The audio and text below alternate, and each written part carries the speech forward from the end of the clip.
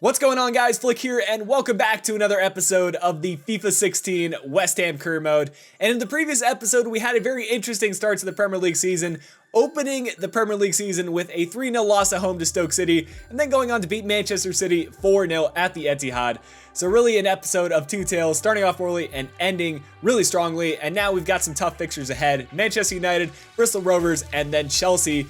And we're looking to get through the rest of the transfer window in this episode. I've asked you guys numerous times about what players to sign, and I think I've honed things down to one or two players. The position that I think is most crucial to fill in this transfer window is our striker position. A lot of you guys have been leaving comments saying that we have enough strikers on the team, but I think we really need that one world-class striker to really make us a dominant force in Europe and hopefully win the EuroLeague as well as do well in the Premier League this season. So the three players that I have in mind are going to be Paulo Dybala, Antoine Griezmann, and Alexander Lacazette. You can see Dybala is the cheapest by far, but usually these prices here aren't actually that high, and we can pick them up for less than what they inquired about. So I'm going to do some transfer negotiating, and I'll keep you guys updated on the status of those. We do have confirmation that Divock Origi was sold to Stoke City, and they're going to be a force to be reckoned with this season. They've got a lot of good quality players, and two of our old players in Enner Valencia as well as now Divock Origi. And then here, the second bit of business is that John Brooks has declined our contract offer. So for right now, I'm going to hold off on that center back position because I want to strengthen the wingers as well as the strikers first. We do have a few players whose contracts are expiring at the end of this season. And for Adrian and Zarate, I'm going to sign to a short-term deal. Noel, Samuelson, and Burke, I'm going to try to sign up for longer-term deals. And Jarvis, I'm still trying to sell off, so that's the plan.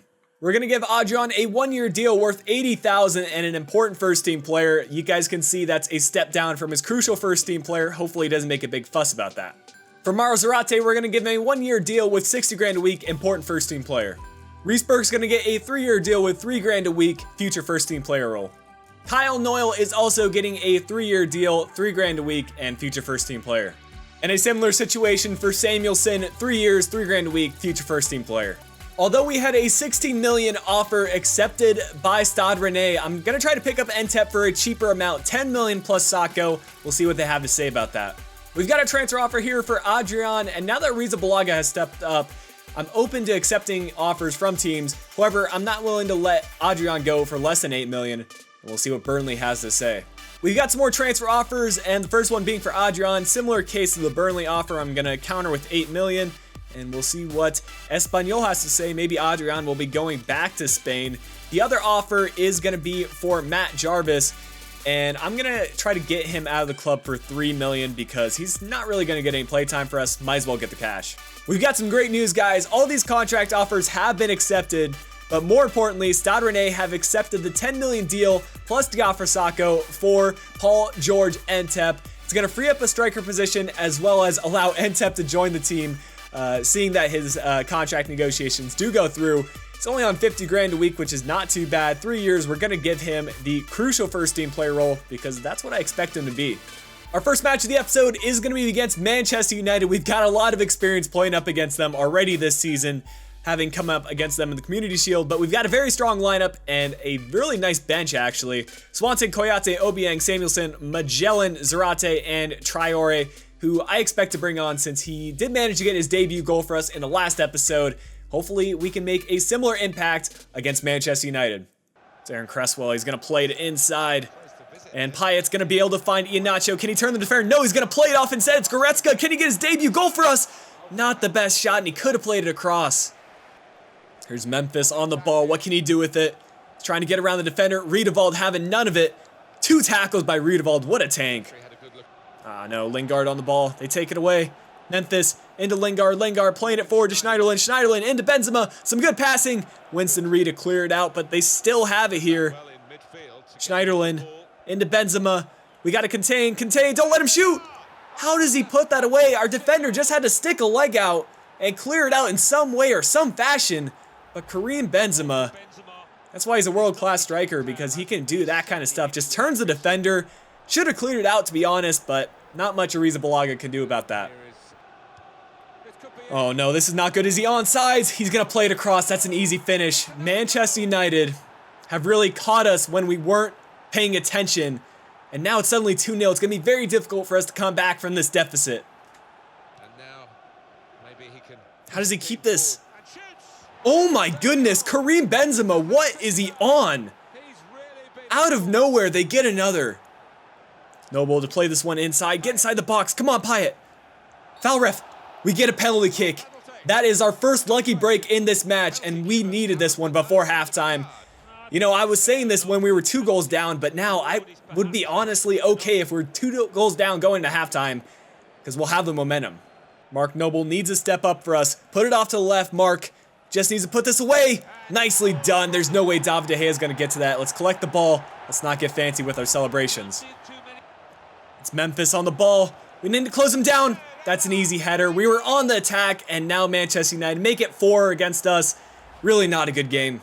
Well, there's a final whistle, and it just wasn't a good performance by us. Karim Benzema stole the show with a hat trick in this one. Andre Herrera getting the last goal for Manchester United. We need to figure out a way to do better defensively, because that's the second game in which we've conceded over 3 goals. We have another transfer offer for Adrian, this one for Bordeaux for $6.5 million. And this one might be one where we can maybe get that $8 million from them. We'll see what they have to say. And confirmation that Mauro Zarate has accepted his contract offer. Confirmation that Samuelson has accepted his contract offer, and Sunderland responded to our counter offer saying they're willing to pay up to $0.6 million. I'm going to accept that so we can unload Jarvis from the team. And there's no opposition from Paul George Ntep. He's happy to join the team, and that is a good addition for us, especially considering we haven't been in the best of form. We still got about 26 million to spend on another player. We'll have a look at Ntep, and already he's an 80 overall player. And just take a look at those stats, guys. The 74 strength coupled with his speed on that left-hand side means he's going to get by a lot of players for us. And then those skill attributes, in my opinion, they're even better. The ball control, curve, dribbling, just on point. He's able to finish as well, which is crucial in this 4-2-3-1 formation.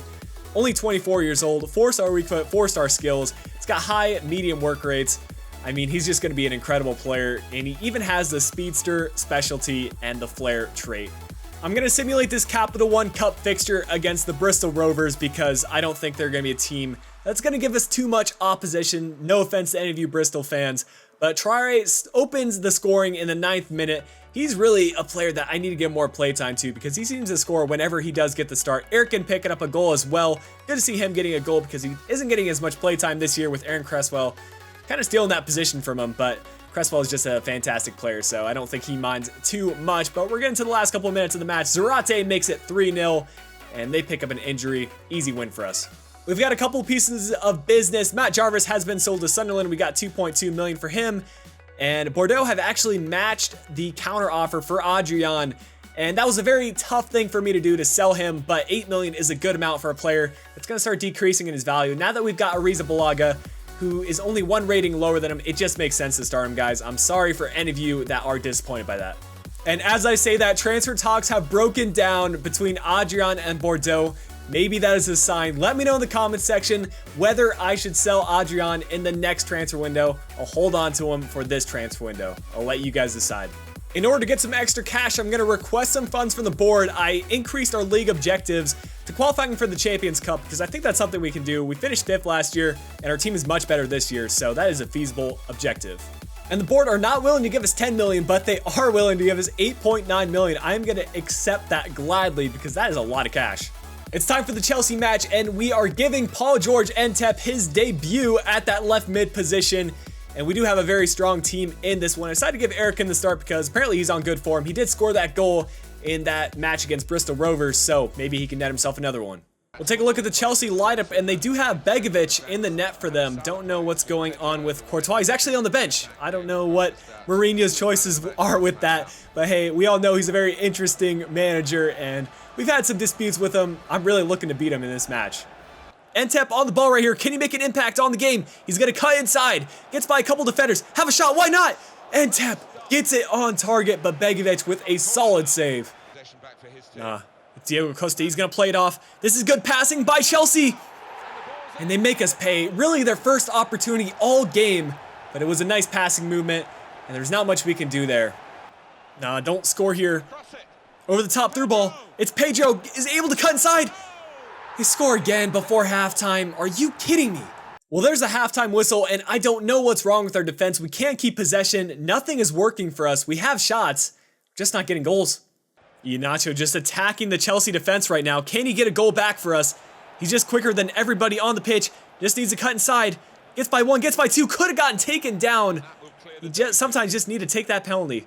There's a final whistle, and again, it's been a poor attacking performance. Despite getting more shots and shots on target than Chelsea, they were more clinical, and they won the possession battle. We need to figure out a way to do better defensively, as well as get some goals. I think I'm going to give Adrian the start in the next one.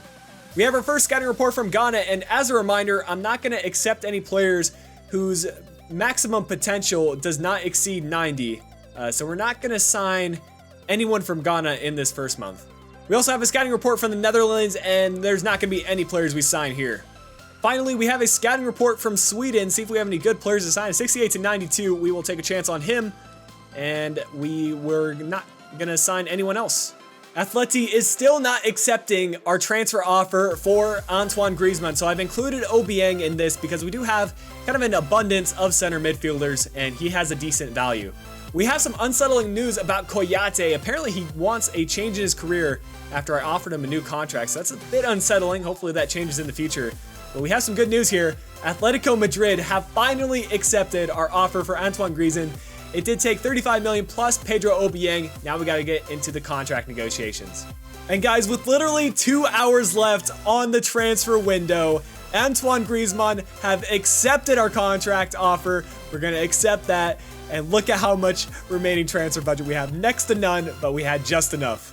After a very exciting transfer window, this is what the team does look like, guys. And now we have 3 players in our attack who are 80 overall or above. Griezmann at 84, Payet at 83, and Entep at 80. And actually, while we're here, let's take a look at Griezmann. He is only 25 years old, but take a look at those mental and physical attributes. He's got pretty good pace, and that's really what you need. Good agility as well. And skill attributes is really where it's at. And since pace isn't as really prominent this year, I think the skill attributes is much more important. But he does, of course, have 4-star skill moves, 3-star weak foot, high medium work rates, and a very versatile player. But yeah, guys, we've got a bit of an international break. And then we're going on to play back in the Premier League against Crystal Palace. We need to win a home match, that is for sure. And then we're actually getting into the EuroLeague, should be the group stages.